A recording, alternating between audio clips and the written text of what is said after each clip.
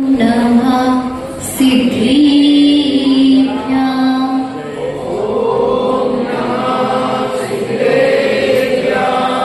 ॐ नमः सिद्धिभ्याम्।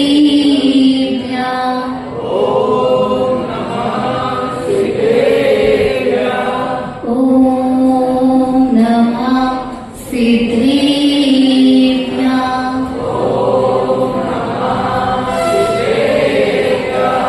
मोक्षमार्गस्य नीतारं भेतारं कर्ममुव्रता ज्ञातारं विस्मृतत्वानां वन्दे तद्गुणरातये।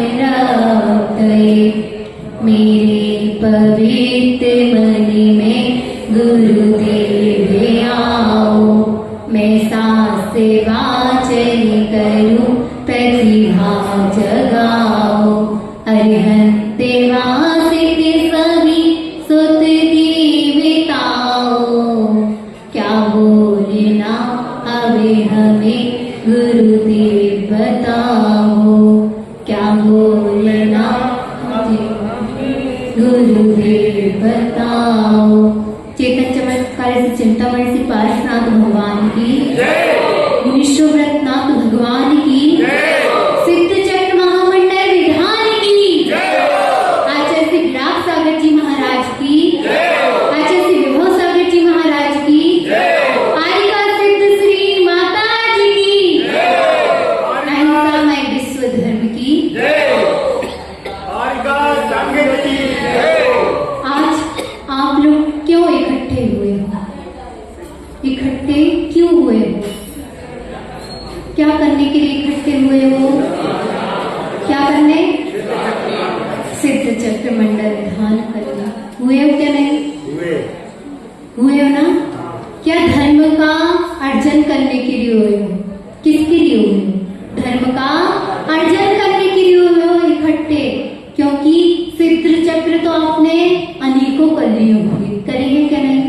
इस पर्याय में भी किया, आने वाली पर्याय में भी करोगे, और जो आगे की निकल गई है उसमें भी आपने किया होगा कि नहीं?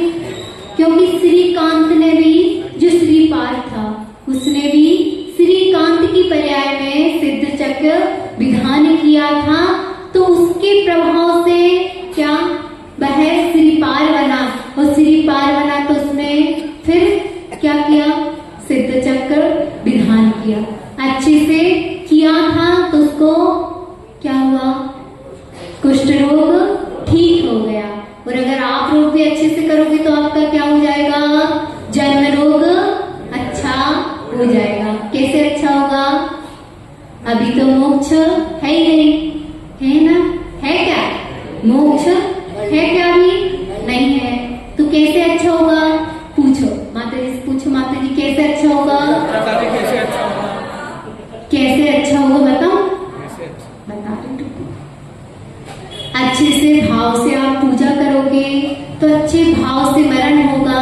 जब आपका अच्छा मरण होगा तो कहाँ जाओगे? स्वर्ग जाओगे। और स्वर्ग जाओगे तो फिर उधर से फिर वापस आओगे, आना पड़ेगा ना? क्यों? क्योंकि स्वर्ग से तो मोक्ष नहीं है, तो उधर से भी फिर वापस आना पड़ेगा। और इधर आओगे फिर क्या बनोगे? मनुष्य बनोगे। मनुष्य में भी कौन सा कुल जन्म लोगे? जैन कुल में। जैन कुल को आप धन्य मानते हो क्या नहीं मानते हो? जिस कुल में हो उसको धन्य मानते हो क्या नहीं मानते हो ना? अगर ये तो नहीं मानते कि मैं जैन में आ गया तो मुझे पूजा करनी पड़ती है, मुझे सुबह से उठना पड़ता है, फिर अभिषेक करने आना पड़ता है, ये तो नहीं सोचते हो? नहीं सोचते हो ना? कभी भी अगर ये सोचोगे तो आपका कभी भी कल्याण होगा? नहीं होगा। क्यों नहीं होगा आपका कल्याण? क्योंकि भार समझ के आप ढो रहे हो। ढोगे तो क्या बनोगे? क्या बनोगे? गधा। जब गधा अगर बिना ढोए करोगे तो आप देव बनोगे, और ढोके करोगे तो कौन बनोगे? इसलिए कभी ढोके धर्म नहीं करना। जितना धर्म हो उसको उत्साह से करना, नहीं हो तो मना कर देना, मेरे से ज्यादा धर्म से करूंगा। हम तो ऐसे ही करते हैं, जितना होगा धर्म तो हम अच्छे भाव से करेंगे और उसके आगे को तो मना कर देंगे। क्यों मना कर देंगे? बिना भाव से करेंगे तो हम कभी मोक्ष नहीं जा पाएंगे, क्योंकि हमेशा आचार्य परमेष्ठी कहते हैं कि भाव प्रधानी है जैन धर्म, है ना। जैसे आप भाव करोगे तो वैसे ही आप बनोगे, इसलिए अच्छे भाव करोगे। अगर आप फिर मनुष्य बन जाओगे और जैन कुल में आ जाओगे तो उसके बाद क्या होगा? क्या होगा? अच्छे से आपने सिद्ध चक्र किया है तो आप स्वर्ग में चले गए हो, स्वर्ग से आ गए हो, मनुष्य बन गए, उसमें भी जैन कुल प्राप्त कर लिया है, तो उसके बाद आप क्या करोगे? मुनि। अब क्योंकि अपना छेदन तो हो जाएगा। छेदन किससे होगा? स्त्रियों का किससे होगा? ऐसे ही साड़ी जो रंगीन रंगीन पहने रहोगे तो आपका भाव छेदन हो जाएगा क्या? स्त्री से आप पुरुष बन जाओगे क्या? नहीं, क्योंकि एक तो सबसे बड़ी बात, क्योंकि जो अपने ईगो को भी टच करती है कि स्त्रियों में सबसे ज्यादा क्या होती है? मायाचारी कहते हैं ना। तो ये सबसे बुरा लगता है ना सुनने में कि स्त्रियों में सबसे ज्यादा मायाचारी होती है।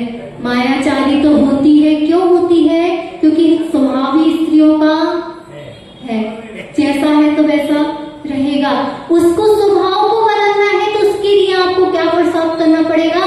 स्त्रियों का सर्वोच्च पद क्या है? आर्य का दीक्षा को ग्रहण कर लो। अगर आपने आर्य का दीक्षा ग्रहण कर ली तो उससे क्या होगा? क्या होगा?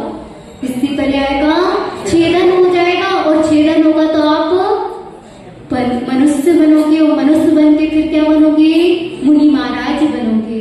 वो बिना मुनि महाराज के मोक्ष नहीं होता है। इसलिए हमेशा यही प्रार्थना करना कि मैं भी जल्दी से जल्दी मुनि बन जाऊं। क्या भावना वाली है? मैं भी मुनि बन जाऊं। धन्य है। आज किसका समाधि दिवस है? किसका? विराट सागर जी महाराज का, जो समाधि सम्राट है, जिन जैसी समाधि कोई नहीं कर सकता है, कि उनको पहले से अभ्यास हो गया था कि मेरी आज समाधि हो जाएगी, तो उन्होंने क्या किया? सभी पदों का त्याग कर दिया। कैसे त्याग किया? कि किसी को संदेह ना हो कि मैंने त्याग भी किया था। क्या हो जाता है ना संदेह, क्या महाराज जी ने कभी त्याग किया होगा आचार्य पद का? तो इसलिए उन्होंने क्या किया? एक वीडियो बना दी। धन्य है गुरु, जो आपने सब शिष्यों को ठीक ठाक से सेट कर गए। अगर वो वीडियो नहीं बनाते तो क्या होता? क्या होता? मनमुटाव थोड़े थोड़े तो हो जाते क्या नहीं? क्यों होते? क्योंकि गुरु का प्रमाण नहीं है। हमेशा ये बात याद रखना, गुरु को प्रमाण की जरूरत नहीं होती है। सच्चे शिष्य वो होते हैं जिनको प्रमाण की जरूरत नहीं होती है। गुरु ने कह दिया कि दिन है तो दिन होता है, और गुरु ने कह दिया कि रात है। अगर दिन भी है तो गुरु ने कह दिया रात है, तो क्या कहना? ठीक है गुरु जी, रात है। मगर अपन क्या करते हैं? गुरु ने तो बोला हाँ दिन है, तो आपने क्या कहा? गुरु जी आपको दिख नहीं रहा क्या? अभी तो रात है। ऐसा जो बोलता है वह क्या करेगा? नरकों में जाने की तैयारी कर रहा है, जो गुरु पे संदेह कर रहा है। इसलिए गुरु पे कभी संदेह नहीं करना। तो अब किसी शिष्य को संदेह नहीं है कि हमारे गुरु ने क्या करा? एक सर्वोच्च पद का त्याग करके क्यों करा उन्होंने त्याग? अगर वो उस पद के साथ चले जाते तो क्या उनकी समाधि उत्कृष्ट मानी जाती? नहीं मानी जाती। इसलिए उन्होंने त्याग कर दिया। अपन को क्या करना है? हर पद का त्याग करना है। नहीं तो अपन क्या करते हैं? हर पद की प्रार्थना करते हैं कि आज मैं मिनिस्टर बन जाऊं, करते हो ना? और वो भगवान से प्रार्थना करते हैं कि मेरे सब पदों का त्याग हो जाए। इसलिए वो गुरु महान होते हैं। और आप लोग महान बनना है ना, तो आज से एक एक चीज का, छोटी छोटी चीज का त्याग करने लगो, तो आप भी एक ना एक दिन महान बन जाओगे। जब हम एक आचार्य श्री के इधर गोद भराई करवाने के लिए गए थे श्रेयांश गिरी। तो फिर ना दूसरी बार हमने दर्शन किए थे आचार्य श्री के। जैसे ही आचार्य श्री के दर्शन किए तो हमारे सब छोटे छोटे बच्चे थे और आचार्य श्री इतने बड़े। आचार्य श्री ने इतने अच्छे से बोला, बेटा आप क्या करवाने के लिए आए हो? तो हमने कहा आचार्य श्री आपसे आशीर्वाद लेने के लिए आए हैं कि हमारी दीक्षा अच्छे से हो जाए। हम जो पालन दीक्षा लेने जा रहे हैं उसका रत्नत्रय का अच्छे से पालन हो जाए। तो आचार्य श्री ने क्या करा होगा? बहुत अच्छे से आशीर्वाद दिया। हमको कभी ऐसा नहीं लगा कि हमने आचार्य श्री की पहली बार दर्शन किए हैं। क्यों नहीं लगा? क्योंकि आचार्य श्री इतने वात्सल्य के धनी थे कि कोई भी उनके पास चला जाए, कोई भी उनके पास चला जाए सबको हंस के बोलेंगे। और हमारी पूरी श्रेयांश गिरी की आचार्य श्री ने वंदना करवाई, पूरे पहाड़ों की वंदना करवाई।